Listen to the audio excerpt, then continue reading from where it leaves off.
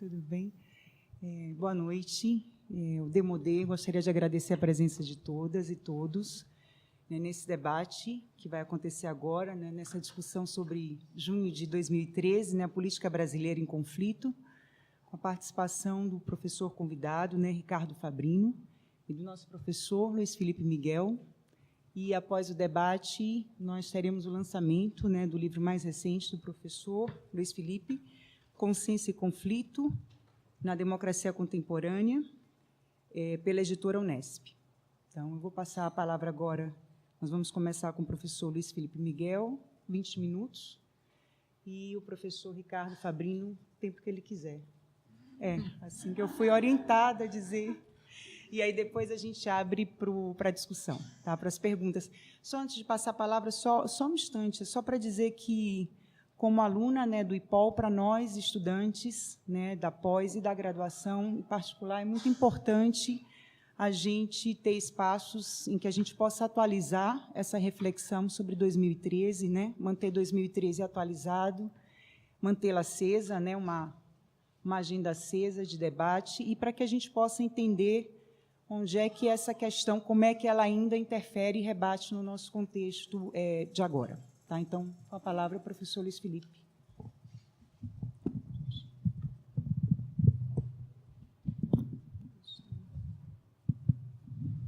Bom, boa noite, então, a todas. Em primeiro lugar, queria agradecer a Karina pela disposição de...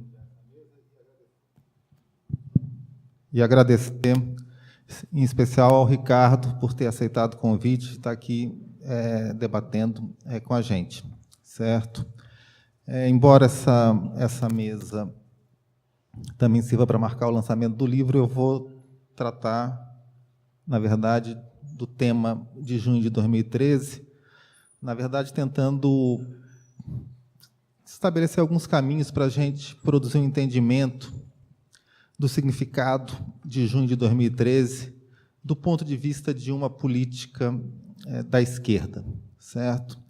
Porque, frequentemente, a gente vê leituras muito simplificadoras de junho de 2013, dependendo da posição de quem está falando. Eu acho que é importante a gente entender que 2013 não pode ser lido nem como a alvorada da Revolução, que viria, mas não veio, e um pouco como a ação do Império contra o governo popular petista, tá? Que são duas posições estereotipadas que a gente vê com muita frequência nesse debate. Eu acho que a gente tem que entender como um fenômeno complexo, um fenômeno com múltiplos significados por vezes contraditórios, e tão importante quanto as jornadas de junho é a gente entender como as diferentes forças políticas foram capazes de reagir a elas. Eu acho que isso tem impacto no que a gente vive no Brasil hoje. Tá? Então, a narrativa geral é conhecida, quer dizer, a gente teve, inicialmente, manifestações pelo transporte público, certo? Que, naquele momento, o transporte público acaba virando a tal da mobilidade urbana, certo? Entra no vocabulário dessa forma, e essas manifestações vão ganhar uma dimensão maior, o que vai ser considerado algo muito inesperado, mas esse inesperado entre aspas, porque, na verdade, o movimento Passe Livre já vinha fazendo manifestações expressivas em várias cidades brasileiras, mostrando o potencial que a sua pauta tinha. Essas manifestações elas recebem uma forte repressão policial, uma cobertura inicialmente bastante hostil dos meios de comunicação de massa, e, no meio do caminho, isso muda, certo? Existe um movimento pelo qual essas manifestações acabam sendo inchadas com a presença de outros públicos, com outras pautas, e viram uma espécie de uma geleia geral de reivindicações, por vezes, inclusive, antagônicas entre si. E existe aí um esforço muito forte por parte dos meios de comunicação de massa no sentido de ressignificar essas manifestações e, ao mesmo tempo, separar o joio do trigo, certo? Então, os bons manifestantes dos maus manifestantes. A gente vê aí um processo também de estigmatização das táticas black bloc, que vão ser apresentadas como a encarnação do mal na manifestação pública, e um cerceamento das pautas à esquerda. E os meios de comunicação vão procurar, então, passar aquela mensagem do gigante que acordou, ou seja, o povo brasileiro que se levanta com uma pauta patriótica centrada na luta contra a corrupção, certo? Daí, nesse momento, vários grupos vão se organizar ou vão adquirir novas roupagens, é quando vai surgir, então, o MBL e grupos semelhantes que vão procurar capturar essas manifestações para a sua própria agenda. Diante disso, a gente tem, eu vou sintetizar aqui, é claro que é mais complexo do que isso, 3 posições, 3 reações diante dessas manifestações das forças políticas brasileiras. A oposição de esquerda ao que era, então, o governo da presidente Dilma Rousseff, se mostra bastante entusiasmada com essas manifestações, isso é evidente nas declarações das suas lideranças, mas condenada a uma certa incapacidade de ação por sua própria insignificância política, certo? Em grande medida, incapaz de encontrar um discurso que vá além da crítica aos limites do petismo. Eu acho que isso fica muito claro naquele momento. O PT, por outro lado, o PT e o governismo em geral, ficam imobilizados pela necessidade de defender o governo. Tá? Então, existe uma incapacidade muito gritante de diálogo com a rua, na medida em que o principal objetivo é defender o governo e reduzir o desgaste do governo que aquelas manifestações estavam causando. A própria presidente dá uma resposta, então, que são aqueles 5 pontos que ela apresenta num discurso em algum dia de junho, que eu não lembro mais qual foi, em que ela acende uma vela para Deus e outra para Satanás, generalidades sobre melhorias na educação e na saúde, ao mesmo tempo, o compromisso com a responsabilidade fiscal e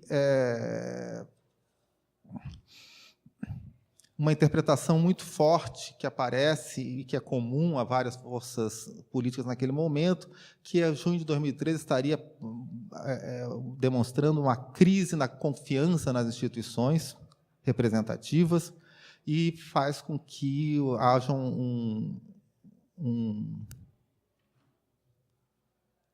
um foco grande na reforma política, certo? E, de maneira geral, o que o governo procura naquele momento é tentar que o furacão passe, para a política voltar à normalidade e ele tentar recuperar a sua maioria com vistas às eleições do ano seguinte. Então, o único ator que, de fato, vai ser capaz de intervir naquele momento vai ser a direita, certo? E eu acredito que a direita age naquele momento porque vê nas manifestações de junho de 2013 tanto uma ameaça quanto uma oportunidade, certo? Qual é a ameaça? A ameaça é das classes populares, dos movimentos populares, apresentarem uma agenda política que ultrapassasse os limites, os marcos do pacto, certo? Então, nós tínhamos uma situação em que a esquerda no governo, que era o PT, tinha adotado uma política de baixo enfrentamento, com a incorporação de toda a velha elite política, com a manutenção dos ganhos do capital financeiro, etc., que era, então, a política do ganha-ganha, que o Lula e o primeiro mandato de Dilma procuravam apresentar. Todos ganhariam, certo? Então, a burguesia nunca teria lucrado tanto, mas, ao mesmo tempo, os mais pobres estariam sendo beneficiados. Não é que, é claro, que não houvesse perdedores. Existiam perdedores, e eu acredito que os principais perdedores eram os setores médios urbanos, tá? Que perdiam simbolicamente com a redução das hierarquias sociais, que perdiam o monopólio do acesso a espaços sociais privilegiados, como o próprio ensino superior, e que perdiam também materialmente com a redução da disponibilidade de uma mão de obra que fornecia a preço vil serviços domésticos e serviços pessoais para essa classe média. Tá? Então, além desses setores médios que concretamente perdiam com as políticas lulistas, nós tínhamos o fato de que a ampliação do emprego e a redução da miséria levavam a fortalecimento relativo da classe trabalhadora e apontavam para um horizonte possível de redução da taxa de exploração no Brasil. Ainda que as políticas de ampliação do poder aquisitivo do salário mínimo, por exemplo, estivessem amplamente negociadas como parte das vantagens que o lulismo exigia para a sua base social, o fato é que a redução da vulnerabilidade do trabalho sempre o fortalece vis-à-vis do capital, e setores tão centrais na nossa economia como o agronegócio, por exemplo, são, de fato, dependentes da superexploração da mão de obra. Tá?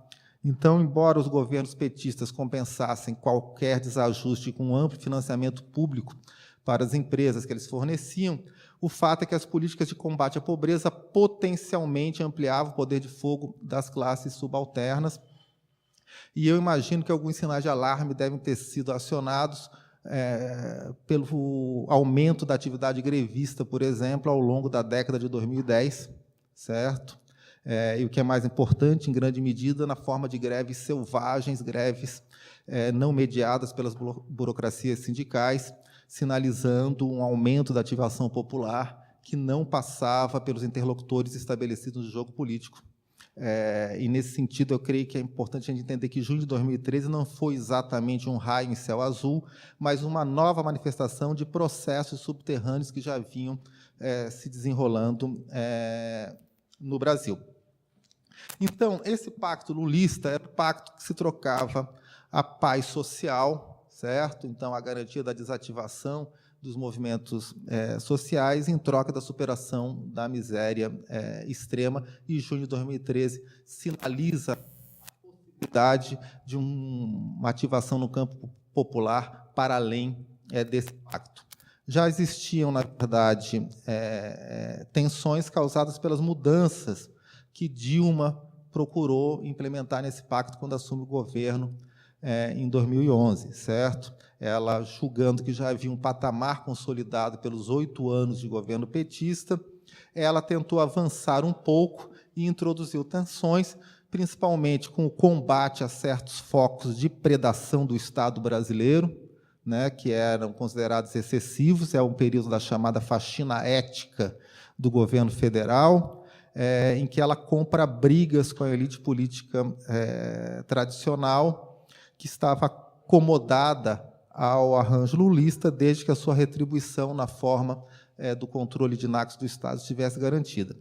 Existe também a tentativa de reduzir ganhos de capital financeiro em favor da burguesia produtiva, que é a batalha da taxa de juros, a implantação da nova matriz econômica, em que a Dilma, na verdade, reincide na velha prática da esquerda brasileira de buscar um acordo com a burguesia nacional sem perguntar se ela está interessada, certo? Então, isso também ocorre naquele momento.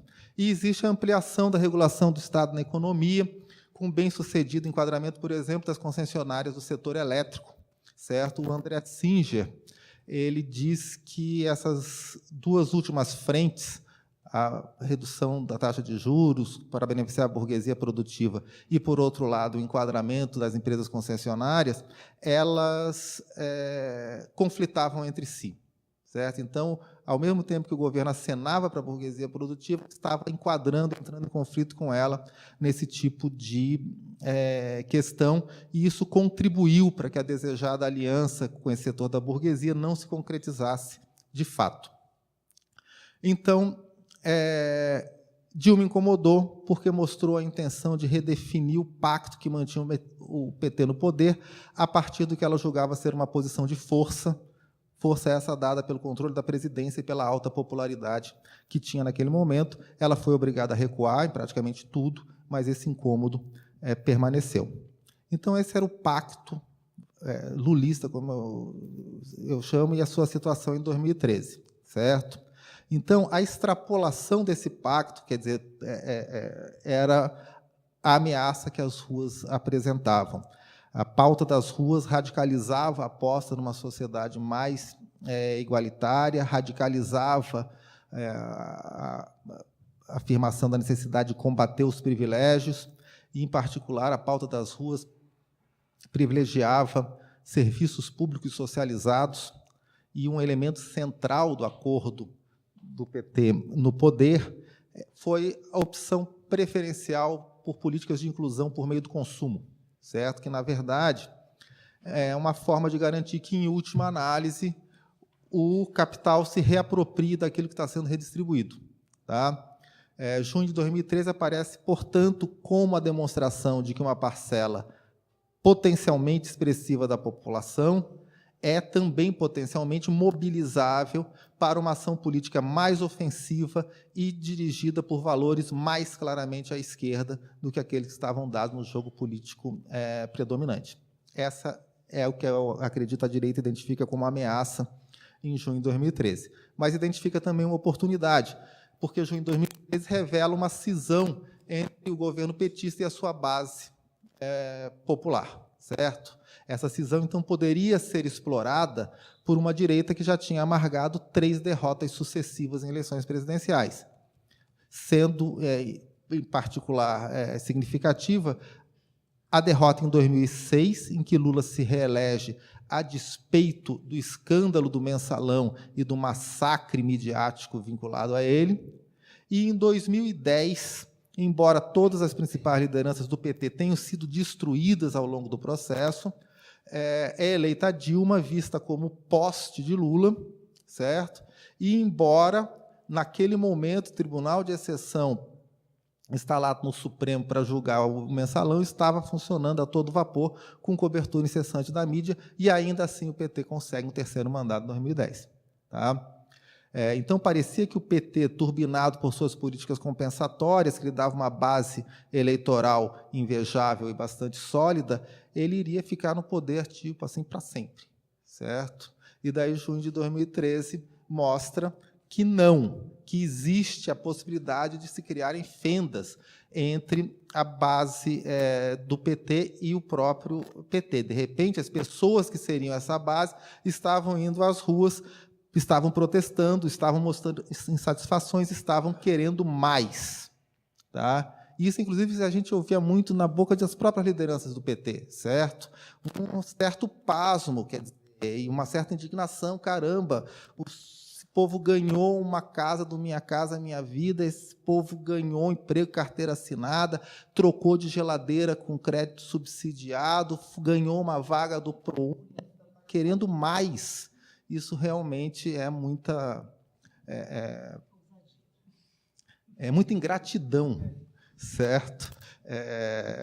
E essa oportunidade vai ser aproveitada pela direita, com seus amplos recursos na capacidade da produção de sentido, em 4 direções, a meu ver, entrelaçadas, mas 4 direções principais, certo? Primeiro, a direita vai redirecionar a pauta dessas manifestações para o tema da corrupção, certo? Então, sim, tem problema de saúde, tem problema no transporte, tem problema na educação, mas a corrupção aparece como raiz de todos esses problemas, certo? A saúde não é boa, a educação não é boa, o transporte não é bom, porque falta dinheiro porque o dinheiro está sendo roubado, logo o problema do Brasil é a corrupção. Em segundo lugar, como desdobramento desse primeiro movimento, o alvo se torna exclusivamente o governo, certo? Então, o conflito distributivo é visto como um conflito entre sociedade e governo, os grandes interesses desaparecem, então a oposição é a oposição sociedade versus governo, e isso leva, como terceiro movimento, um corolário desse antigovernismo, sendo que o governo estava nas mãos do PT à época, que é a produção, então, do antipetismo e do antiesquerdismo em geral. A direita vai produzir um discurso em que os malfeitos do governo vão ser atribuídos a uma falha moral, que seria uma falha moral comum à esquerda. Então, existe um passo da corrupção monetária para a corrupção moral. Tá? Esse é um tema, inclusive, que merece um estudo mais aprofundado, mas existe nesse discurso uma afinidade eletiva entre a destruição do Estado pela corrupção e a destruição da família pela corrupção dos valores, certo? É o que a gente chega, então, a esses híbridos bizarros, a ditadura comunista gay e coisas do gênero.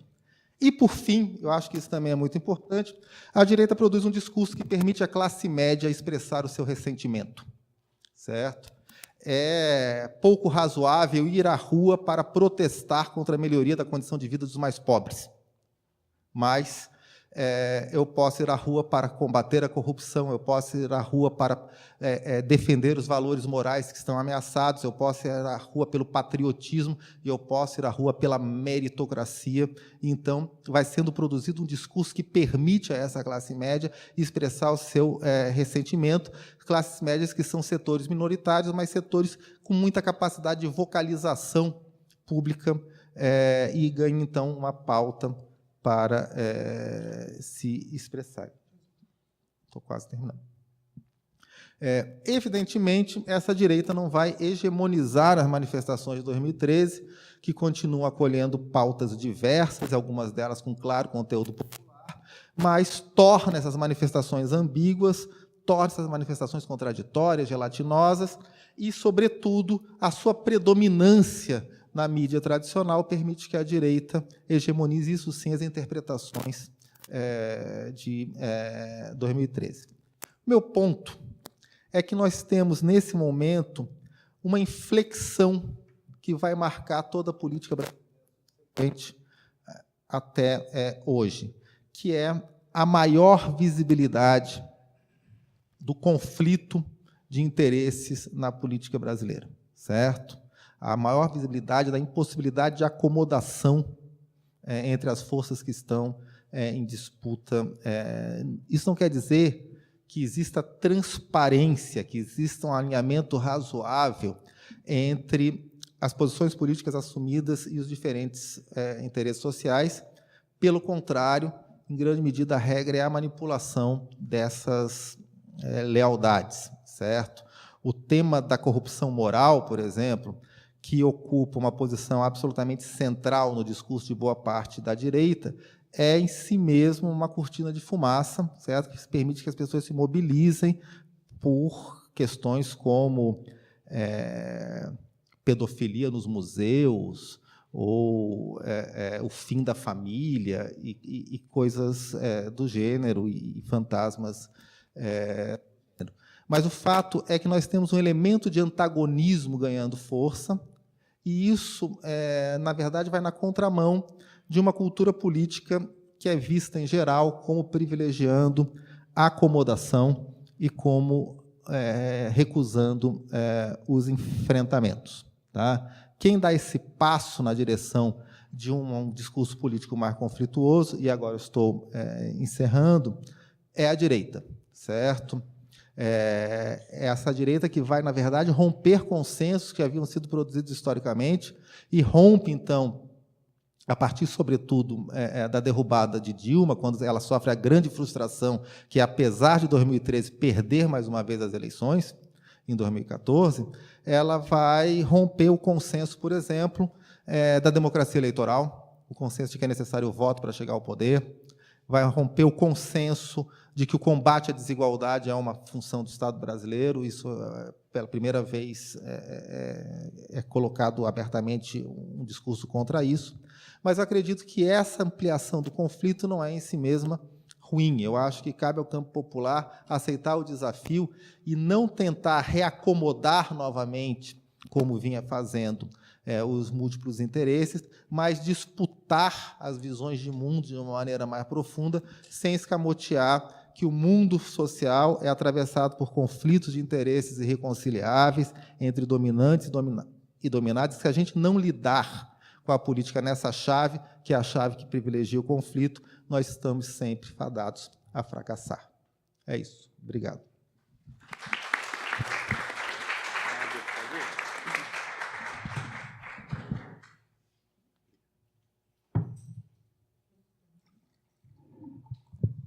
agora com a palavra, né, por quanto tempo quiser, o professor convidado da Universidade Federal de Minas Gerais, né, Ricardo Fabrini.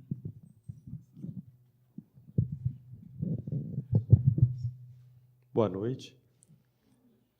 Quando você é convidado para uma palestra noturna que começa, o convidado pode falar por quanto tempo quiser, já dá um desespero geral. Procurarei frustrá-los no desespero e falar menos do que o permitido. Mas começo agradecendo ao convite para estar aqui. É sempre um prazer vir ao IPOL. Acho que aqui há uma série de pesquisadores, grupos de excelência que eu respeito e que eu admiro muito. Acho que recentemente reconhecido, então parabenizo o programa de pós-graduação. E tenho mantido debates especificamente com o Demodé, que me são intelectualmente muito instigantes e muito animadores. Na verdade, eu também preciso começar com uma explicação rápida. Eu vinha para uma fala e a ideia era fazer uma conversa basicamente sobre junho de 2013. Mas, obviamente, e lendo o livro de Luiz Felipe, e por ocasião desse lançamento, fico muito instigado a ter a oportunidade de debater mais alguns pontos, colocar mais umas questões. Então, eu vou falar de junho de 2013, vou apresentar os argumentos de um texto, mas, de alguma forma, atravessando o que eu espero ser um breve comentário ao livro Consciência e Conflito na Democracia Contemporânea, do professor Luiz Felipe Miguel. Então, tive essa pequena mudança. Então, eu começo agradecendo, já agradeci ao IPOL, mas agradecer mais especificamente o convite do professor Luiz Felipe para participar de uma mesa do lançamento do livro dele. E mesas de lançamento costumam ser eventos de celebração, em que geralmente o autor convida uma pessoa que concorda 100% com as ideias dele, a pessoa vem aqui, fala que esse é o melhor livro, que tem que mudar a vida da pessoa. E aí Luiz Felipe ele é tão generoso a ponto de não abrir mão do agonismo nem nesses espaços de lançamento do livro dele. Eu começo, então, e talvez frustrando a primeira expectativa de uma crítica evidente, elogiando o livro. Eu acho que o livro faz uma discussão profunda e fluente de diversas autoras e autores, e é certamente uma leitura essencial para todos aqueles que são interessados por teoria política. Acho que ele passeia por autores e autoras as mais diversas, correntes, tradições, para a construção de um argumento que vai sendo esculpido em diferentes momentos, com diferentes debates. E é nesse espírito, e reconhecendo, então, a importância, a relevância e a profundidade do livro, que, de alguma forma, ele me foi tão instigante que me suscita a necessidade do debate.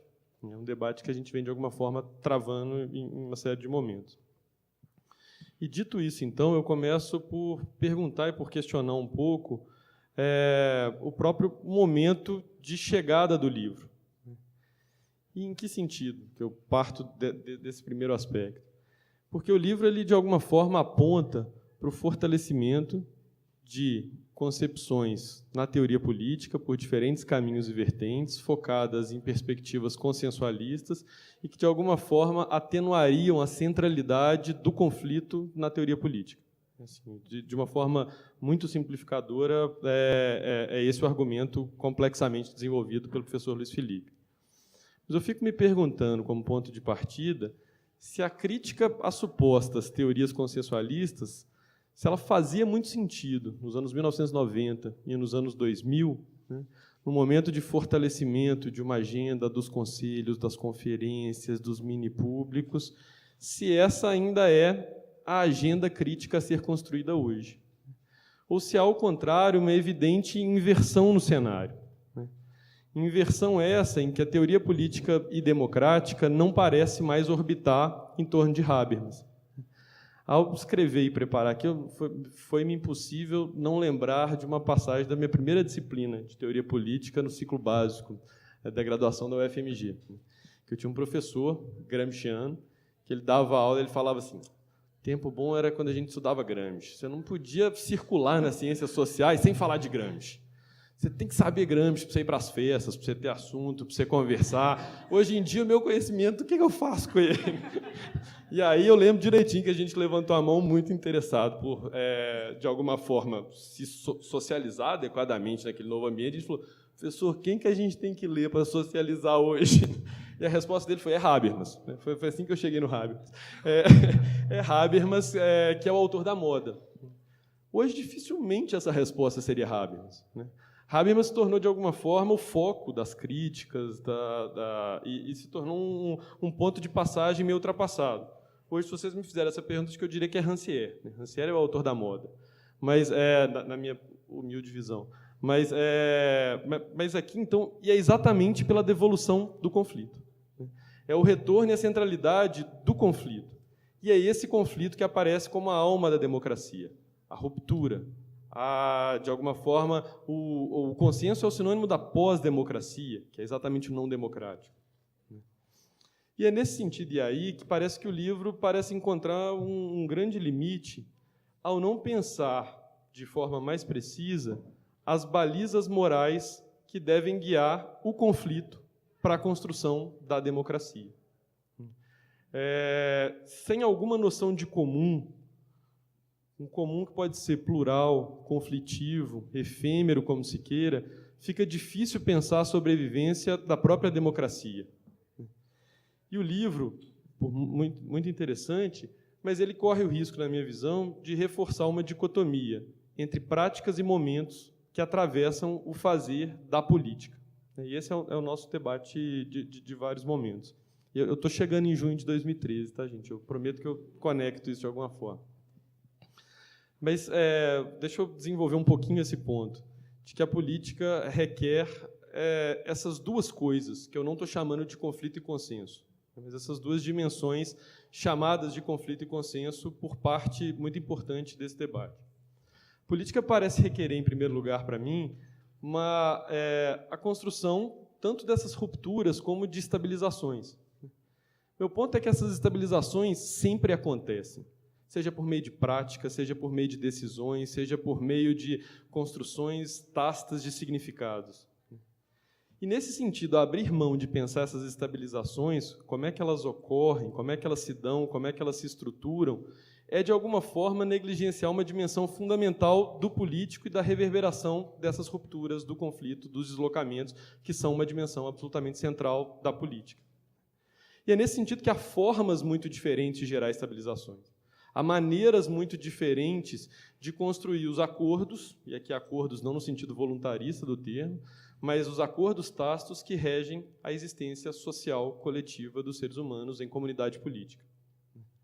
O segundo ponto que me leva a criticar a ideia de uma dicotomia entre conflito e consenso é que há um bom tempo, deliberacionistas se dedicam fundamentalmente a estudar conflito, e a sua dimensão expressiva, assinalando o problema envolvido no conceito de consenso e a complexidade do conceito de entendimento.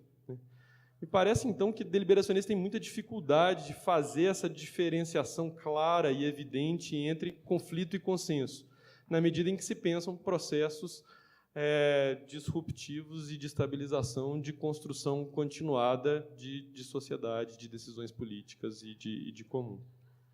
E é por isso, e dando um penúltimo passo antes de passar para 2013, me parece que é por recusar qualquer coisa que se aproxime da ideia de entendimentos no livro, ou os consensos de base. O professor Luiz Felipe faz uma crítica à própria discussão da Chantal Mouffe como uma espécie de um liberalismo convencional, ao não abrir mão da ideia de consensos de base, que aí, de alguma forma, se abre mão, corre-se o risco, não acho que é o que o professor acaba fazendo, corre-se o risco de abrir mão de consensos fundamentais para a própria estruturação da política. E aqui eu estou usando o consenso no termo, como o próprio Luiz Felipe colocou, como, olha, em junho de 2013, abriu-se mão do consenso em torno do voto. Instituições, de alguma forma assim. Mas, nesse momento da história do Brasil, e aqui eu começo a produzir a conexão, me parece muito importante olhar para esses conflitos, para esses consensos de base. E aqui eu uso os termos do próprio Luiz Felipe. As instituições e mesmo o papel do voto. Acho que nós todos, de alguma forma, acompanhamos, acredito, a eloquência do professor Luiz Felipe na defesa sistemática do voto e das eleições durante nossas recentes turbulências políticas. Nós aprendemos com o próprio professor Luiz Felipe, na página 36, o risco da glorificação à crítica, não apenas da violência, como da própria participação política. E é aqui que eu chego, de alguma forma, em junho de 2013. Eu tenho trabalhado com junho de 2013, trabalhado em torno de um conjunto de questões, de perguntas. Aqui eu vou tentar explorar um texto recente em que eu tento analisar a articulação com o tema da democracia. Antes, eu gostaria de ler 6 pontos sobre junho de 2013, só para... parto daqui. Em primeiro lugar, as jornadas de junho, eu chamo desse nome, não começaram nem acabaram em junho. Como nada começa e nem acaba em ponto algum, diga-se de passagem, sendo possível reconstruí-las a partir de diversas linhas de causalidade, que são, obviamente, disputa política. A ideia de que junho não começou em junho é evidente. O fato de esse processo histórico, como qualquer outro, ter raízes que o antecedem, não retira a sua singularidade. Junho é um evento muito significativo, que marca profundamente a política que se desdobra a partir de então. E não é o fato de costurarmos conexões distintas com passados diferentes, de alguma forma lendo a história a contrapelos, que, de alguma forma, junho deixa de ser um evento com capacidade, inclusive, de permitir releituras de passado e reaberturas de futuro. Terceiro ponto é que, justamente pelo volume e pela multiplicidade do processo que nomeia jornadas de junho, o termo jornadas deve ser entendido como um guarda-chuva, que encampa ações políticas muito diferentes e que tem naturezas muito diversas em cidades distintas. Mas e agora o quarto ponto, a articulação com os contextos locais não significa que tal processo histórico seja uma coincidente agregação de lutas locais. O que me leva ao quinto e penúltimo ponto, não concordo com o argumento de que as jornadas de junho foram completamente espontâneas, horizontais e sem base em formas anteriores de mobilização. Assim como eu tampouco concordo com a ideia de que elas são resultados de lutas organizadas e subterrâneas previamente processadas que, de alguma forma, emergiram naquele contexto. Me parece que há um encontro, uma sobreposição de camadas distintas de espontaneidade e horizontalidade com a organização que antecede na configuração de um todo complexo que ninguém tem muito controle ou sabe muito o que está acontecendo naquele momento. E o sexto e último ponto, que acho que também conecta muito com o argumento que o Luiz Felipe apresentou hoje, é que, calcado um pouco na discussão do conceito de oportunidade política do Sidney Terrell, eu entendo que a ação coletiva que emergiu a partir das mudanças naquele cenário sociopolítico ali, de alguma forma, ela deriva de processos históricos, estruturais, sociais, como o professor Luiz Felipe colocou, mas, por outro lado, sua própria imersão abre oportunidades de protesto para diversos atores políticos, diferentemente situados no espectro político. Então, a velha discussão do Terrell sobre os madrugadores, que, de alguma forma, abrem um cenário conflituoso que vai ser aproveitado por atores diversos ocupando aquele terreno tático. Isso ajuda a entender os desdobramentos da política brasileira depois de 2013. E foi nesse contexto, então, de pensar um pouco os desdobramentos de junho de 2013, no momento posterior, que eu me propus a pensar a ideia de como é que junho dialogava com democracia, observando um pouco o que aconteceu com a nossa democracia, ou república, como foi recentemente discutido. Mas pensando um pouco a ideia de alguma forma, como é que os atores políticos que ou atuam ou são atravessados por junho de 2013 fazem, de alguma forma, a articulação entre esse fenômeno sociopolítico e o tema da democracia. E aí minha ideia é trabalhar isso entre ativistas, com grupos locais, com pessoas que não participaram diretamente das manifestações, e na discussão das redes sociais. Aqui eu vou apresentar, sobretudo, de forma muito sintética, o resultado de uma análise junto a ativistas em Belo Horizonte e em São Paulo. Mas antes eu queria explorar, do ponto de vista conceitual, o enquadramento dessa análise. Em primeiro lugar, eu usei a ideia de dimensões da democracia, em vez de modelos da democracia. E eu tenho tentado trabalhar a ideia de que modelos de democracia é um jeito inadequado de organizar teorias democráticas. E por duas razões simples. Em Primeiro, modelos são muito importantes para nós, professores, em sala de aula, para criar gavetas e organizar jeitos de apresentar teorias muito diferentes. Mas modelos correm basicamente 2 riscos. A gente acaba colocando junto autores e autoras que são muito diferentes, e, por outro lado, a gente acaba separando autores e autoras que têm muitos pontos em comum. Parece mais profícuo, do ponto de vista da teoria democrática, trabalhar com a ideia de dimensões da democracia.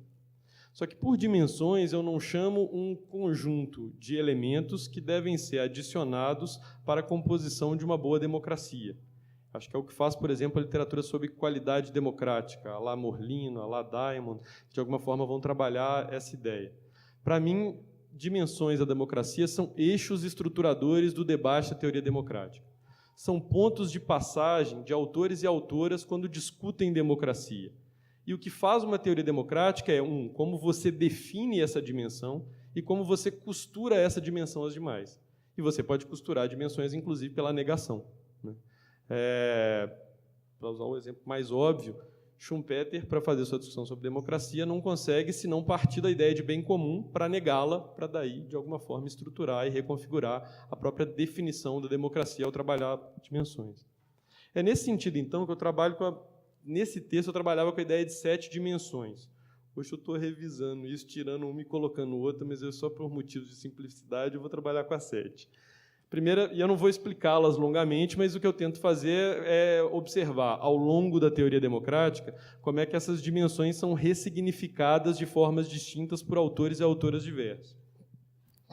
Primeiro ponto, me parece alguma ideia de autorização popular para o exercício do poder político. Segunda dimensão, a ideia de participação e autogoverno. Terceira delas, a monitoramento e vigilância sobre o poder político. A quarta dimensão, obviamente não hierarquizadas, tá? A promoção da igualdade e a defesa de grupos minorizados. O quinto ponto, competição política e pluralismo. O sexto, discussão e debate de opiniões. E o sétimo ponto, a dimensão, a ideia de bem comum. O que eu fiz, então, foi pegar essas dimensões, trabalhadas conceitualmente, e olhar para um conjunto de 50 entrevistas feitas com ativistas de junho de 2013 em Belo Horizonte, em São Paulo, e observar como é que essas dimensões atravessavam as falas desses atores, para, de alguma forma, entender como é que eles dotavam de significado a democracia ao conceituar, nas suas falas cotidianas, ordinárias, essas dimensões e articulá-las. E aqui não dá tempo, embora a Karina tenha gentilmente me concedido quanto tempo fosse necessário, mas, pelo bem da plateia, não vou fazer isso, mas de explicar cada ponto de cada dimensão e como é que elas aparecem. Mas um resultado final, em 2 linhas, assim, que é bem interessante, é uma crença fundamental em uma ideia de democracia direta, na potência da ação local não mediada e na desimportância, não apenas de instituições, como de regras. E se a gente observar isso de alguma forma, mesmo atores que estão ali de alguma forma nas ruas dizendo, olha, eu luto por mais democracia, e mais democracia envolve mais participação, que é algo, por exemplo, eu, do ponto de vista de pensar e estudar a democracia, algo que eu sempre acreditei e apostei, mas o que eu acho interessante é observar como é que esse discurso também pode ser importante na desconstrução e no enfraquecimento da própria ideia da democracia. Então, não me parece que há tão claro os grupos de esquerda lutando por democracia, por mais direitos, e grupos de direita que, de alguma forma, tomaram as manifestações e ajudaram a desconstruí-las. Me parece um todo complexo em que a crise da democracia fica evidente e eloquente, e falta quem a defenda. E faltando quem a defenda, é muito fácil se livrar da democracia. E eu acho que isso ajuda a explicar o que aconteceu em 2014, 15, 16. E é aqui que as minhas questões voltam um pouco para o livro do Luiz Felipe. Talvez seja a hora não de enquadrar o consenso, porque isso é um ponto pacífico. Nem nós, deliberacionistas, defendemos a ideia do consenso. A gente já falou, beleza, a gente não gosta mais de consenso, essa foi uma tradução não muito boa do Habermas, do entendimento, vamos partir para outra, vamos estudar o conflito, vamos estudar os movimentos sociais. Deliberacionistas estão preocupados justamente, e é um ponto forte do primeiro capítulo do Luiz Felipe, com o modo como essas estabilizações, sempre presentes, ocorrem, para tentar, de alguma forma, produzi-las de forma mais democrática. Mas e as balizas para julgar o conflito? Essa é a minha pergunta e é que eu volto à discussão do livro. E como terminar o livro defendendo utopias, nas palavras de uma discussão belíssima, encantadora, que todo mundo tem que ler o último capítulo desse livro, que eu adorei. Mas como defender as utopias, não estas utopias, porque ele não defende nenhuma destas utopias, mas a importância da utopia, do pensamento negativo, da crítica como uma dimensão fundamental, né? Mas como defender as utopias tendo feito tantas críticas ao irrealismo dos deliberacionistas? Claro que tem um argumento de que são utopias muito calcadas no real, a ponto até da definição dos quarteirões para os falantérios. Mas nesse sentido, também o debate com os deliberacionistas tentando fazer essa aproximação de utopias talvez mais realistas. E aí a minha pergunta que tem me instigado um pouco: como é que você reconecta protestos e democracia? De forma a pensar a centralidade das rupturas para a própria democracia. A democracia não vive sem ruptura, sem questionamento, sem deslocamento, sem esse agonismo, sem o conflito, sem a possibilidade do dizer, do deslocar, mas a importância de balizas democráticas às rupturas.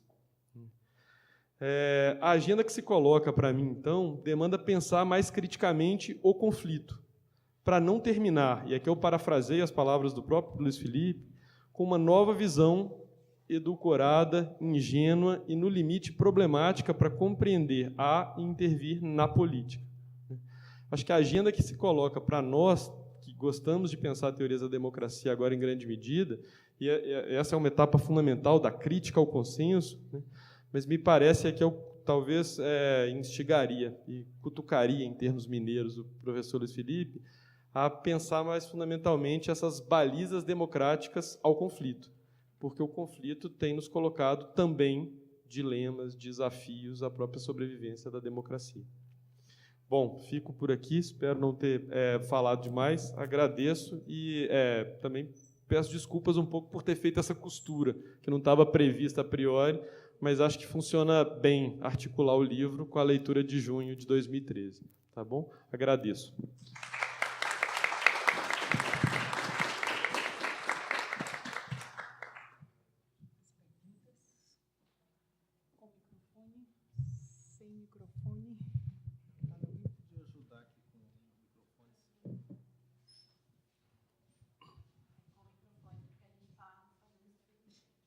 Então, sim, com microfone.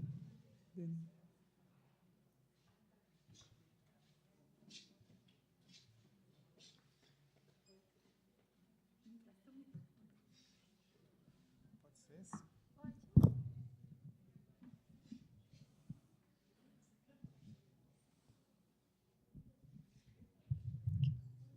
Sim, tá. Quem? Perguntas? Comentários?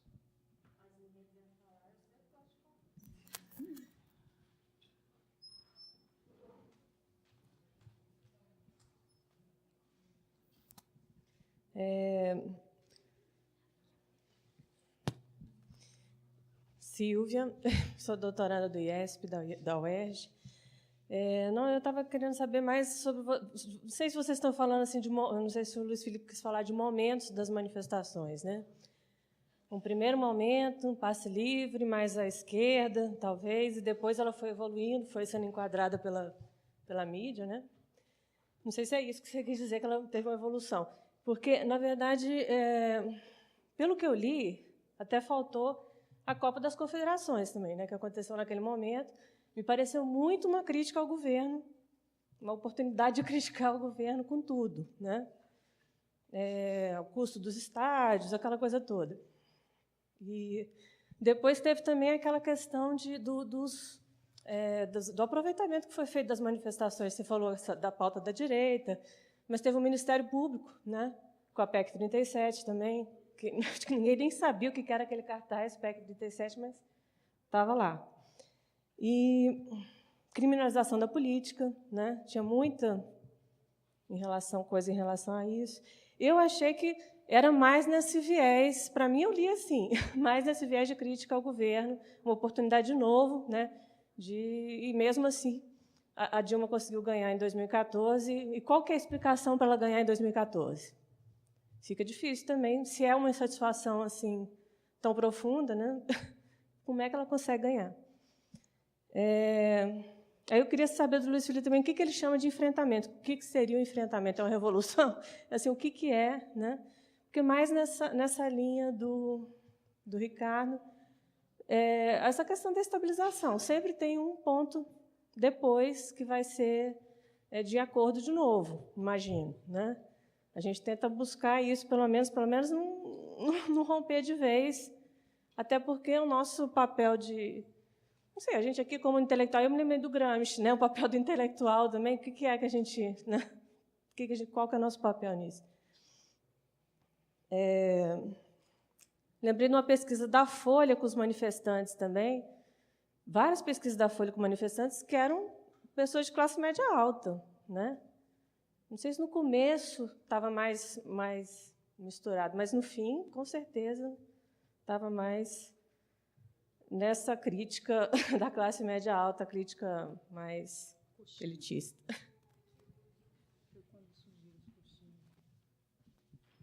Mais alguma pergunta?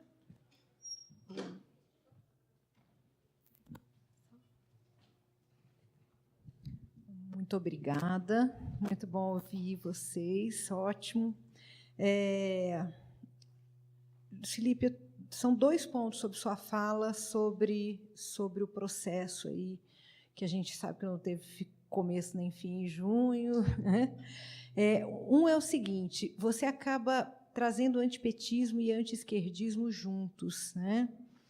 Mas há elementos no antiesquerdismo que remetem diretamente a um ambiente internacional, né, de reação à própria democracia, mas também ao ideário da esquerda e aos diferentes ativismos de esquerda, e há a forma local que o antiesquerdismo assume como antipetismo. Né? Então, é mais assim, se você puder falar sobre isso, e acho que a gente ganha fazendo a separação para poder indicar as conexões.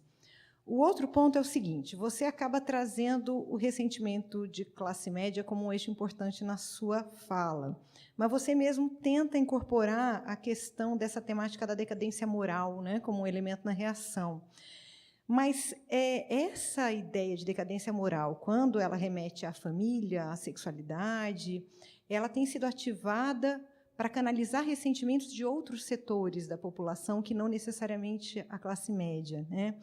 Então, eu fico assim, muito desafiada e queria te ouvir sobre isso, a entender como é que porque me parece que há uma convergência entre diferentes ressentimentos.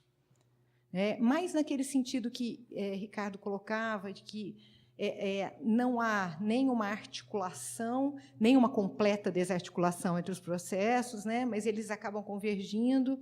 E, bom, queria ouvir um pouco sobre isso, eu tenho pensado bastante sobre isso também. Ricardo, eu fiquei querendo ouvir mais sobre a pesquisa, né? Então, o que vocês encontraram entre os ativistas entrevistados, e fiquei pensando nisso que você diz. Né? Então, se eu entendi bem, você fala no risco que existe quando toda a carga é crítica, né? E não existem posições que...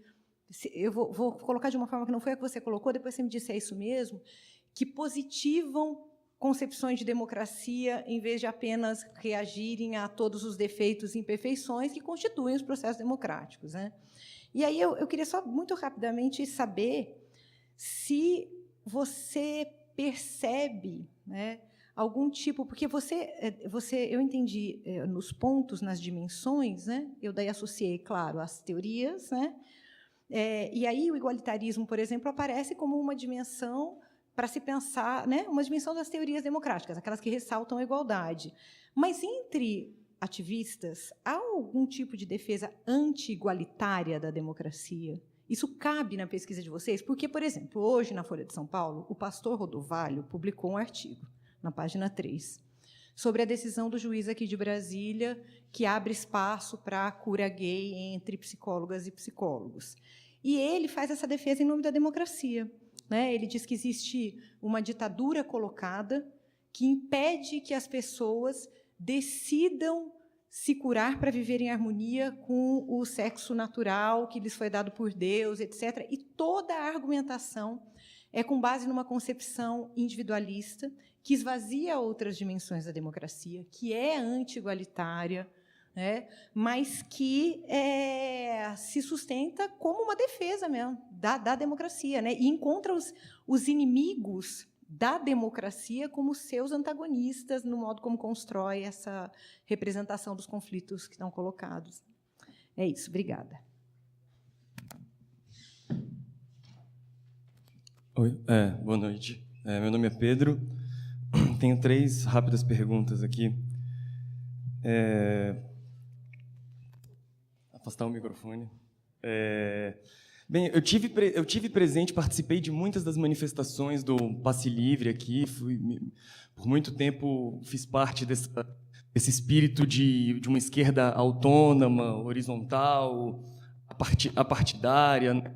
E a primeira pergunta é se, de repente, sim, em 2013, que o MPL foi que primeiro colocou as pessoas na rua, né? Mas, de alguma maneira, a gente encontrou dramaticamente os limites dessa horizontalidade, assim, desse desejo por não mediação, por não ter uma forma partido, por exemplo, porque isso foi... Alô? Será que precisa disso para a transmissão, né? Porque isso foi o discurso que a gente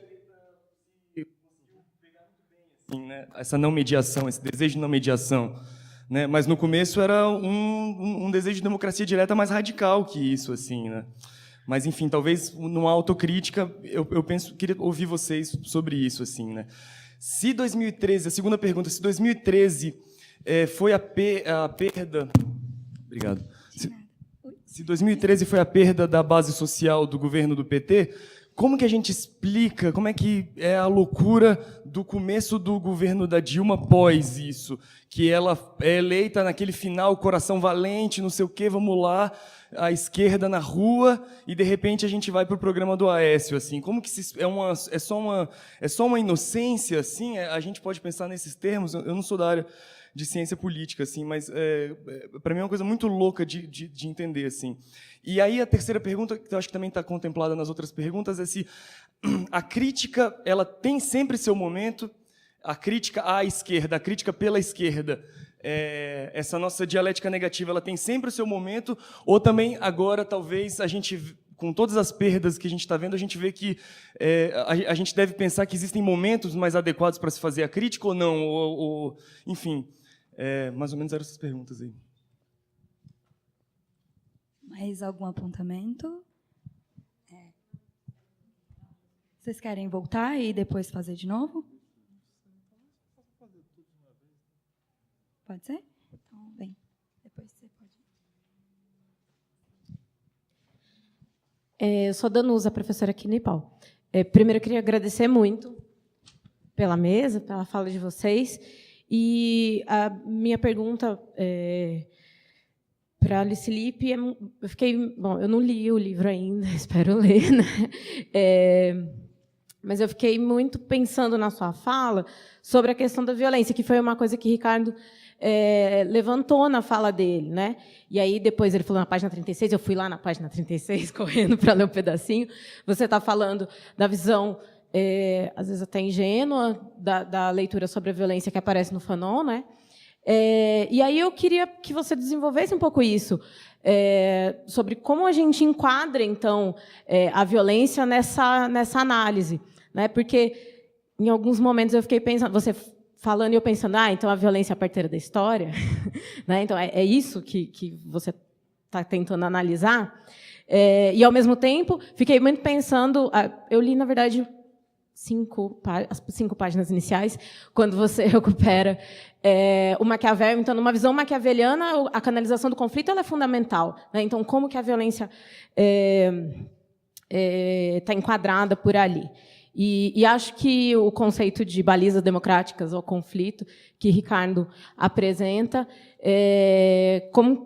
como eu achei assim, fundamental, e fiquei pensando muito no que você disse como dimensões da democracia, para a gente não ficar enquadrando mesmo dentro de modelinhos que explicam de maneira muito parcial a visão sobre a democracia. Uma última vou fazer uma pergunta e não li. Aí esse eu não li nenhum pedaço, mesmo que é sobre o último capítulo, que eu também fui dar uma olhadinha rápida.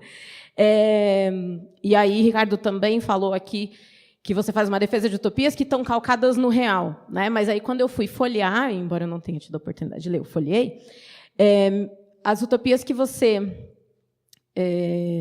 aborda nesse capítulo são... Eu fiquei... Assim, eu senti a presença de uma ausência. Porque as utopias feministas não foram abordadas nesse seu último capítulo. Fiquei pensando lá, Manifesto Ciborgue, Donna Haraway e tal. Né? Então, eu queria que você falasse um pouco sobre isso. Obrigada.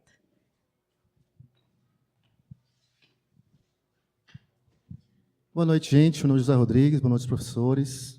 A mesa, Luiz, Karina, Ricardo. Duas perguntas. Uma para o Ricardo. Ricardo, você falou que criou um índice, né, dimensões que são índices, né, e que eu queria saber como é que você conseguiu conectar isso com sua pesquisa, já que são perguntas complexas, e ir à rua e perguntar e ter a resposta sobre isso não é uma coisa tão simples, já que a dimensão é complexa por si só. Essa seria a questão. Com o Luiz Felipe, eu queria fazer uma pergunta, que ele começou falando dos limites do junho de 2013 e falou que não era um antipetismo. Mas eu queria perguntar o seguinte, tá, não é um antipetismo, mas nós temos um partido que não perde, né, que a elite não é capaz de derrotar, temos uma militância partidária resistente, que não conseguiu ser diminuída. Falo diminuída no sentido do debate da rua, né, do trabalho das pessoas, aquela pessoa que não deixa de defender, então, que acaba criando uma antipatia naqueles que não querem mais ver o PT no poder, né? Então, eu vejo isso como uma soma, sim um antipetismo, no final, porque é a soma dessa negação, tipo futebol, Fla-Flu, que eu não quero mais perder para o PT. Tanto das elites, começa na PEC da Bengala, para evitar já novas nomeações do PT, e como na população, que é classe média, mas se move muito rápido, né, em todas as direções, essa que foi para a rua, e que não quer mais debater com o petista, né, quer derrotar o petista. Né? Então, eu queria que você falasse sobre isso, sobre o que realmente não foi, até onde não foi realmente um antipetismo, uma busca de derrotar o PT e a militância do PT, né, o partido PT, que é um marco, que é um símbolo, né, que virou um símbolo de eu tenho que derrotar essa referência aqui, que é o PT. Eu vou passar de volta para eles e acho que depois, se vocês quiserem fazer uma outra rodada.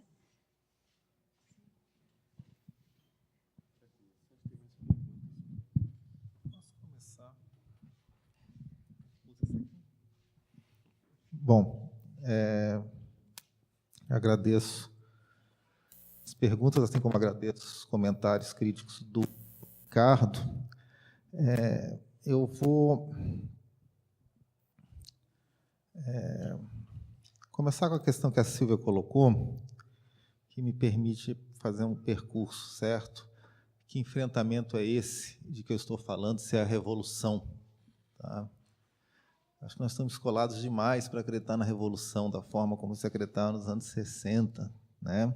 Mas que seria boa uma revoluçãozinha, seria. Acho que a gente está precisando. O que eu acho que eu falo de enfrentamento é porque eu acho que a gente tem uma tendência a uma acomodação muito automática, certo? Que faz com que, sistematicamente, os focos de desacordo eles tendam a ser minimizados, certo? Eu acho que uma política do campo popular hoje precisa afirmar mais enfaticamente o seu programa e, portanto, o seu desacordo com o mundo que nós temos aí, certo?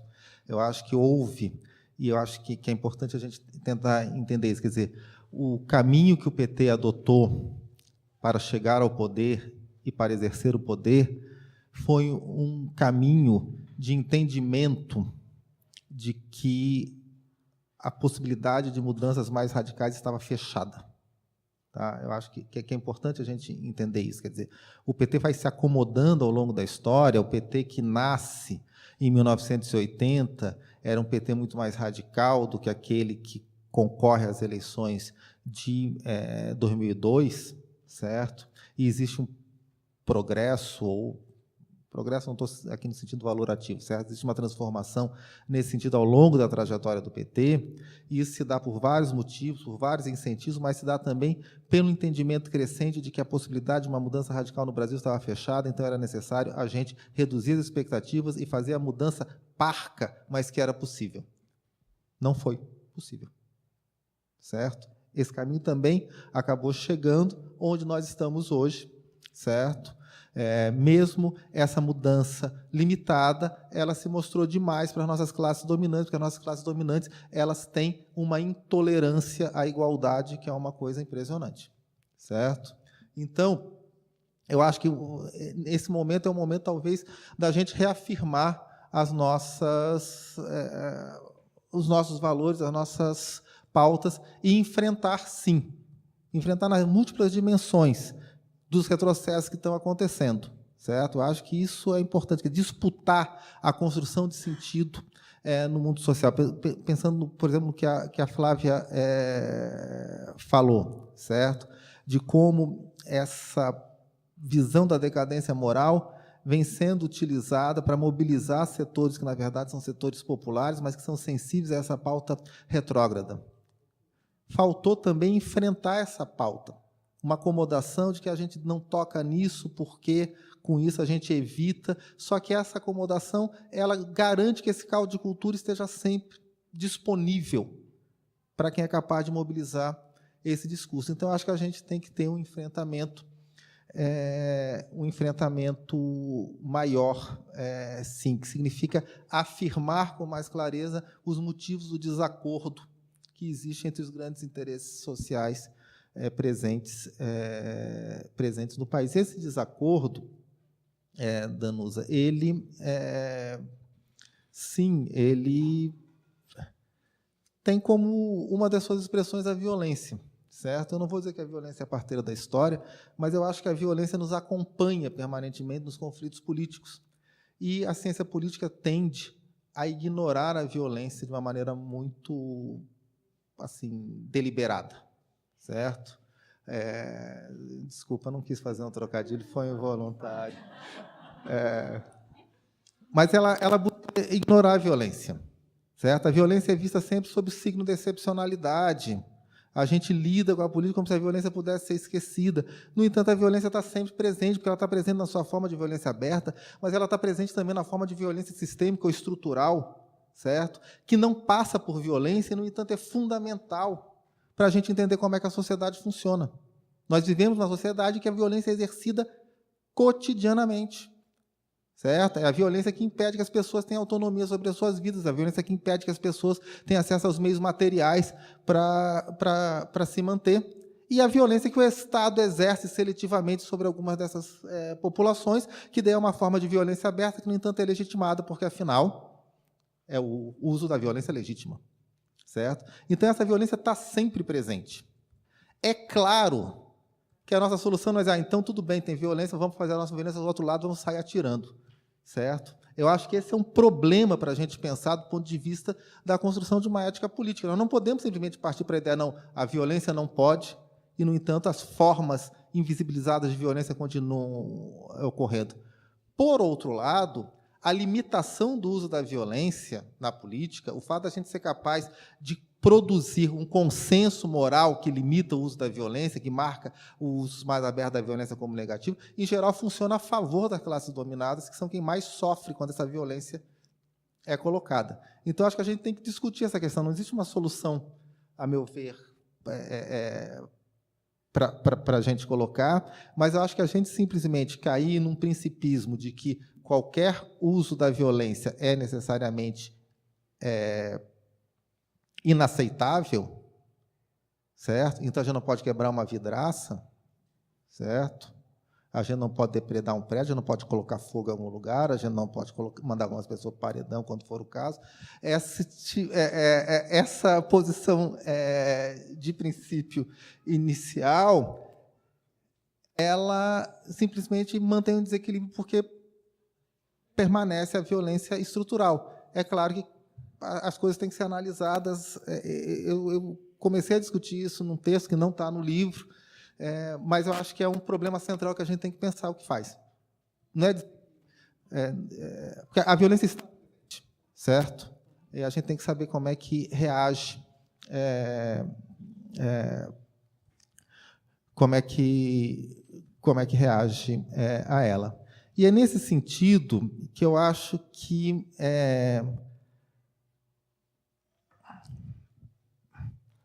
a descrição que o Ricardo faz do avanço na teoria da democracia, da revalorização do conflito, ele é incompleto, porque, enfim, eu não vejo, talvez lá em Minas Gerais, que é um estado mais avançado, Hans Herter já com essa bola toda. Eu não vejo. Mas eu começo o livro falando da Chantal Mouffe, porque é isso, a Chantal Mouffe ela nos apresenta uma valorização do conflito, mas que é um conflito Nutella, gente. Certo? Porque o que eu acho que falta, e para colocar de uma maneira um pouco mais precisa o que eu penso, o que eu acho que falta nessas discussões é a centralidade para a categoria da dominação. Certo? Eu acho que a gente não pode produzir uma reflexão crítica sobre a política social sem dar centralidade para a categoria da dominação. O conflito ele é importante na medida em que ele é um efeito da dominação social.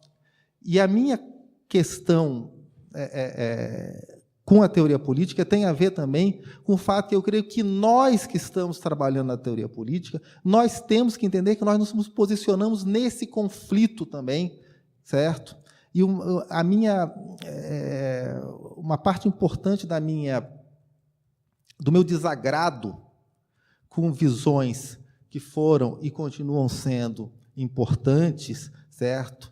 Que vão dar origem às correntes do deliberacionismo, mas não só, que são visões inspiradas não só no Haber, mas também no Rawls, etc., é a ideia de que eu fico numa posição olímpica e eu trabalho uma teoria política que olha os conflitos no mundo social como se não participasse deles, certo?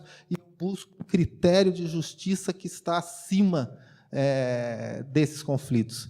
Essa posição não existe, certo?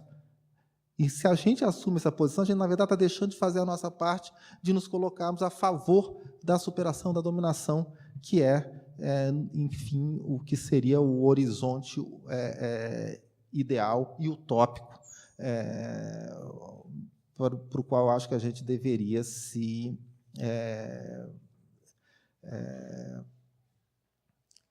dirigir, certo? Tem duas outras coisas só que eu assim, um pouco desorganizadamente, mas eu gostaria de reagir também. O Pedro falou sobre os limites da horizontalidade e da ausência de mediação, certo? Veja, eu acho que nós temos um problema aí também que também não está resolvido, certo? Que é o problema das formas de organização, porque a ação política ela tem um imperativo de efetividade, certo? E esse imperativo vai se colocar com muita força, quer dizer, a ação política ela busca produzir resultados, ela busca ser capaz de ter um efeito no mundo. E, claramente, da forma como o mundo é organizado, formas menos democráticas internamente, mais hierarquizadas e mais centralizadas, elas são mais efetivas, certo? Só que elas têm uma série de efeitos colaterais. Tá? Então, para a gente ter efetividade na ação política, a gente produz organização que contraria os valores que a gente exatamente diz que está querendo avançar. Esse nó não está desfeito. Tá? Então, o principismo de um horizontalismo completo e tal leva a uma dificuldade de ter ação política efetiva. Mas, por outro lado, as formas tradicionais já se esgotaram porque mostraram como o seu autoritarismo interno ele tem efeitos que são significativos na própria ação política. Eu acho que isso é um grande debate que ainda está sendo travado. E ainda a outra questão que o Pedro colocou sobre a Dilma pós-eleição, a Dilma que adota o programa do Aécio, que coloca o Levi no ministério, que faz o ajuste fiscal, etc. Eu acho que isso é mais um exemplo dos limites da nossa forma de organização de democracia eleitoral, aquela que vigorou no Brasil até o ano passado. Certo? A Dilma faz um discurso à esquerda para conseguir se eleger, porque, naquele momento, ela tem que marcar a diferença, certo? E recuperar uma base que estava insatisfeita. Só que quem manda não é a maioria do eleitorado.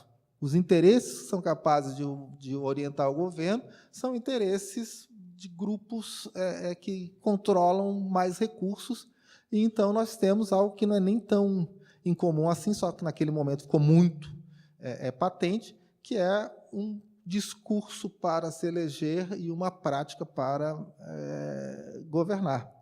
Então, isso foi uma demonstração dos limites do nosso arranjo democrático. São limites e que a democracia ela exige a igualdade na capacidade de influência política, mas, na prática, essa igualdade não existe, porque alguns têm uma capacidade de influência muito maior que outros. E só para concluir, que o José falou sobre o antipetismo, é que existe uma narrativa que é muito frequente, eu vejo muitos meus amigos petistas dizendo isso, que junho de 2013 foi uma orquestração da CIA, que foi o império que inventou aquilo, que foram para a rua para permitir que a direita chegasse ao poder. Certo? Não foi. Certamente não foi. Foi muitas coisas, mas isso não foi. Tá? E grupos, que grupos, daí, quando você entra, quer dizer, o MBL se forma naquele momento, certo? Lá com um braço público do braço da Atlas na juventude brasileira. Então, você tem, de fato, esse interesse vendo essa janela de oportunidade aí. Agora, dizer que isso foi uma orquestração, e daí não, porque foi tudo assim, porque na Tunísia foi assim, porque na Turquia foi assim, porque isso é o império. Eu acho que, enfim, eu até gosto de teoria conspiratória, mas eu acho que tem uma mão excessiva aí. Então, o que você tem? Você tem a manifestação de insatisfações, que são insatisfações que vêm de diferentes fontes, certo? São, sim, insatisfações, em grande medida, com a gestão dos governos do PT, mas a insatisfação com o PT ou com o governo do PT não é antipetismo, necessariamente, certo? É uma manifestação de uma base social de que as políticas não estão ajustadas àquilo que estão desejando.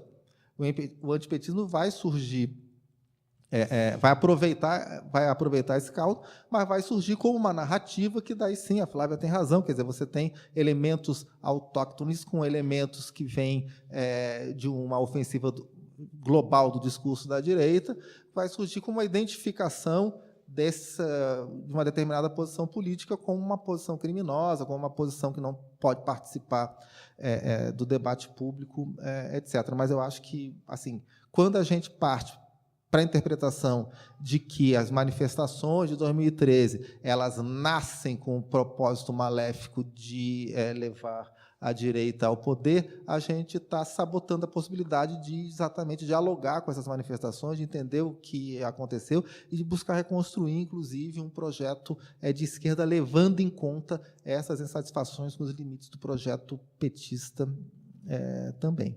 Ficou um monte de coisa de fora, mas, como eu tenho limite de tempo, não sou como o Ricardo, pode falar à vontade, eu vou parar por aqui. Isso, Ricardo. Acho que eu vou reagir a algumas falas, comentários, mas talvez não captando tudo, até porque não tem resposta para tudo. E só para dizer que eu concordo com o ponto que Luiz Felipe coloca sobre a ubiquidade da violência. Interessa-me pensar a dimensão simbólica dessa violência, como é que ela atravessa os conflitos. Acho que esse é um ponto pacífico. Sobre, então... pacífico, com perdão do trocadilho. Sobre o comentário de Flávia, teve a questão do ressentimento da classe média, que acho que a gente concorda, essa questão da convergência de diferentes ressentimentos. Aqui eu não explorei, mas eu acho que junho de 2013, e aqui talvez tenha uma visão um pouco diferente, não é só um conjunto de insatisfações.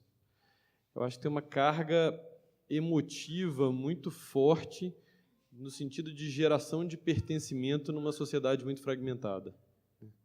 Você tem muitos relatos assim, olha, é impossível não estar lá. Eu não sei o que está acontecendo, mas isso é grande e eu faço parte disso. E a história está acontecendo. Então, tem uma coisa que não passa necessariamente pela ordem da racionalidade, da configuração de ressentimentos, mas que atravessa fundamentalmente a configuração de algum sentido de pertencimento numa sociedade extremamente fragmentada. Mas, enfim, acho que passa por aí. Sobre as entrevistas, acho que tanto o José como o Flávio me pedem para falar um pouquinho mais. Na verdade, não há índices. É José, não é? Eu não trabalhei com a ideia de índices. Não sei como é que você quis dizer sobre isso, mas acho que a sua pergunta é muito boa. Como é que você vai ver essas dimensões nas falas? Você vai lá para perguntar para o povo assim, e esperar um discurso de, segundo Stuart Mill... Você vai ter a sorte de entrevistar o Luiz Felipe, né, falando assim, o que é democracia? Bom, veja bem. Na verdade, isso foi uma coisa feita a posteriori. Não partia da pergunta sobre democracia. A gente fez um conjunto de perguntas estruturadas em 4 blocos, que partia de uma pergunta ampla, que foi o que aconteceu em junho de 2013, e caminhava para alguns focos mais específicos de batalhas simbólicas, questões de gênero nas manifestações, e assim a gente caminhava para pontos mais específicos que nos interessavam. O tema da democracia não veio, então, antes da geração dos dados, mas ele veio depois, alimentado tanto pelo processo histórico como por ler essas entrevistas, olhando para outras coisas e vendo a democracia saltando aos olhos. Então, foi uma coisa de produzir a discussão, de pensar as dimensões. Eu falei, olha, se eu quero discutir democracia, primeiro eu tenho que pensar com que conceitos eu estou trabalhando. E aí veio a ideia de trabalhar com as dimensões e olhar as dimensões que ganhavam saliência e que ganhavam definição no tratamento que aparecia naquelas entrevistas. Então, foi muito isso, mais do que uma pergunta, defina a democracia ou algo desse tipo. E aí, nesse sentido, aparece muito forte, as 2 dimensões que aparecem com mais força são a da autorização, do voto, das eleições, né, e com uma visão extremamente negativa, né, olha, eleição não serve para nada, é a alimentação da dominação, é algo extremamente construção de uma elite profundamente descolada, e o tema, fundamentalmente, da participação, da dimensão horizontal, da dimensão que atravessa muito fortemente essa discussão. E aí foi analisando como é que essas dimensões apareciam, então, que a gente começa a trabalhar e explorar essas questões. Que me leva um pouco à pergunta da Flávia, que tem que pensar, Flávia, a ausência de falas em defesa da democracia. Porque o ponto de partida do texto, assim, até a definição lá, o Andy Brown, de que democracia virou um significante vazio em que cabe tudo. E aí o que você coloca? Assim, é isso, assim, está todo mundo defendendo a democracia. Mas aí que democracia é essa que se defende? E aí eu acho que você está coberta de razão, né? Em nome da democracia, assim como em nome do Estado laico, se defende a manutenção de privilégios religiosos sistematicamente no Brasil. Nesse contexto, então, a preocupação era tentar captar esses sentidos e como é que isso aparecia. Mas eu tenho que ficar mais atento para esse tipo de fala que você coloca. Eu te confesso que eu não sei te dar uma resposta de pronto, embora pareça interessante. Mas tem uma questão que você coloca nas defesas anti-igualitárias da democracia, né? E aí foi curioso, porque acho que você fez a sobreposição que eu também fiz, depois eu até quero conversar com você sobre isso. E aí você foi logo falar para a liberdade de escolhas. Quando eu falei que eu estava revisando as dimensões, aqui eu trabalho o tema da liberdade dentro da dimensão da igualdade para trabalhar a questão via direitos. Mas não funciona. E hoje... Exato. E aí o passo que eu dei nas análises subsequentes é separar a dimensão da liberdade que não está aqui, né? Que ela está dentro dessa outra dimensão, ambas muito invisíveis. Então, essa ainda relativamente fracas comparativamente.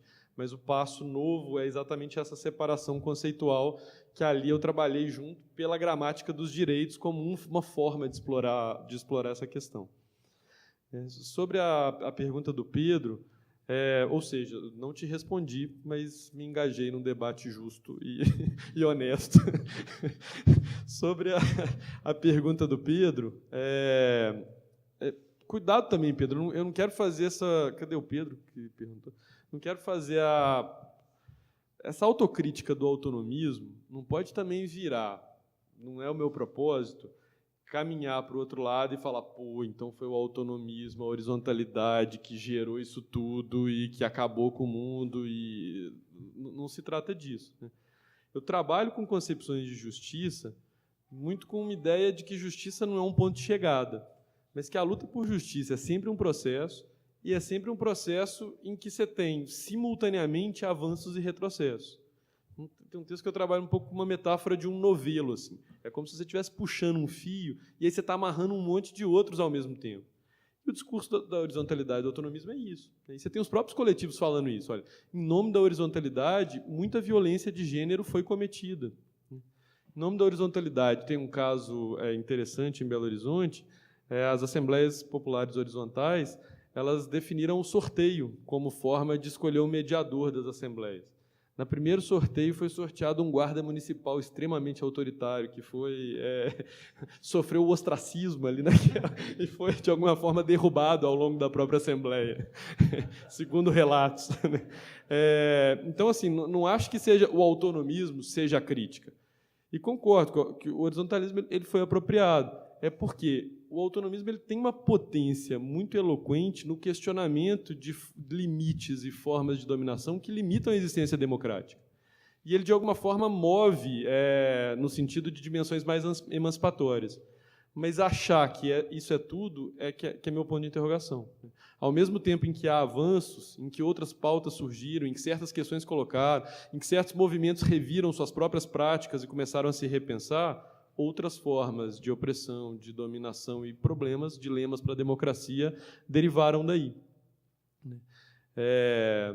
Bom, Danusa fala das balizas democráticas, que gostou do conceito, e da ideia de dimensões, mas acho que não tem uma pergunta específica para mim aqui. E o José que colocou, acho que eu cheguei ao fim, então, não é só insatisfação. Não sei se passou a algo específico, mas acho que o ponto é um pouco esse, assim, de pensar não telos. E aí eu tenho uma última frase que o Luiz Felipe colocou. E aí quando o Luiz Felipe, por exemplo, fala, o PT os governos não, de alguma forma, cumpriram a reforma parca que podiam cumprir. Não sei. Eu acho que não, porque eu acho que não tem um ponto de chegada. Eu acho que a história é feita por avanços e retrocessos o tempo todo, que depende das agências, dos atores, de alguma forma, atuarem nesse contexto. Eu hoje olho para trás e vejo várias das críticas que eu fiz, por exemplo, a certas decisões políticas, eu falo, muita coisa foi segurada, muitos interesses foram, de alguma forma... Então, não se chegou, não se consolidou. Você tem muitos problemas também gerados de decisões, escolhas que foram feitas nesses governos. Não estou fazendo nenhum elogio da Mara, mas também acho que tem uma dimensão de que atores políticos não existem sozinhos, eles existem em relações. E atuar diante desse Congresso não deve ter sido uma tarefa nada fácil para vários atores políticos. Então, acho que meu ponto é um pouco por aí. Bom, muito obrigado.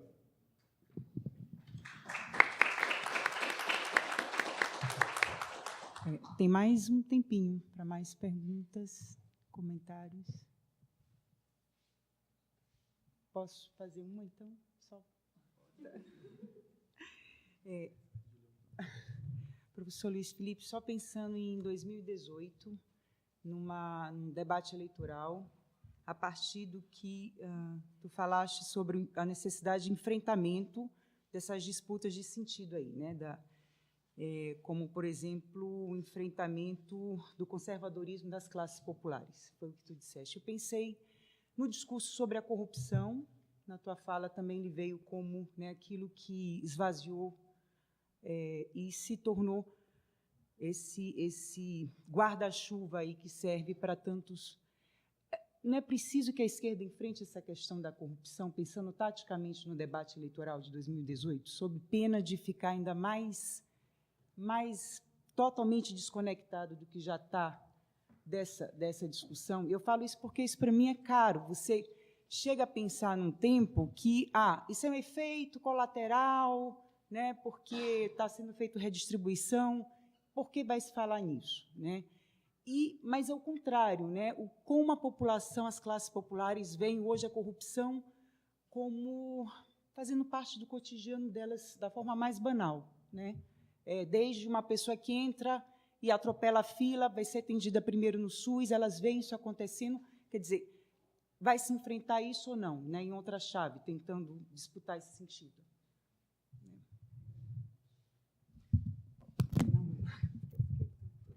Bom, veja, Karina, eu acho que a gente está mal se a gente pensa em 2018 como sendo o nosso horizonte, certo? Porque exatamente o processo eleitoral, eu gosto de eleição, tá, Ricardo? Só quero deixar isso claro. Certo? Eu gosto de eleição. Mas o processo eleitoral, ele não apenas permite um envolvimento democrático de muito baixa intensidade, como ele leva incentivos bastante enviesados para os agentes políticos, e principalmente o incentivo de se adaptar a um determinado senso comum dominante, a uma determinada representação dominante do mundo. E o PT aprendeu isso, inclusive, quer dizer, claramente, se a gente acompanha as campanhas presidenciais do Lula, de 89 até ele se eleger, a gente tinha, no início, um certo exagero leninista, certo? De utilizar a campanha como momento de educação política. E isso se perdeu.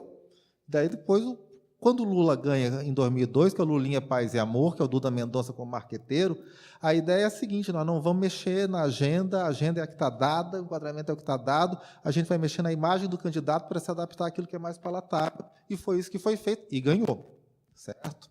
Então, eu acho que a gente tem que tomar cuidado com isso, quer dizer, a eleição ela não é irrelevante, mas se a gente organiza toda a nossa estratégia política com vistas à eleição, a gente vai estar deixando exatamente de disputar a construção de sentido no mundo social, que é fundamental para ser disputada. E o Ricardo acabou de falar que os atores políticos não existem sozinhos. E é exatamente isso, eles não existem sozinhos. E se a esquerda quer avançar além dos limites que estão dados, ela tem que reforçar a sua base social, ela tem que reforçar a penetração social do seu discurso e dos seus valores, ela tem que mexer nessa correlação de forças. Então, nesse sentido, eu acho que, assim, 2018, se tiver eleição, certo? Não importa quem vai ser o candidato, mas é uma parte, é um momento em algo que tem que ser algo muito maior, tá?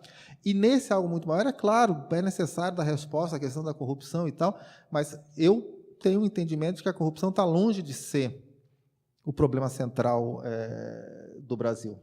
E entenda aquilo que você até ensinou na sua fala. Eu acho que a barganha do lulismo, certo?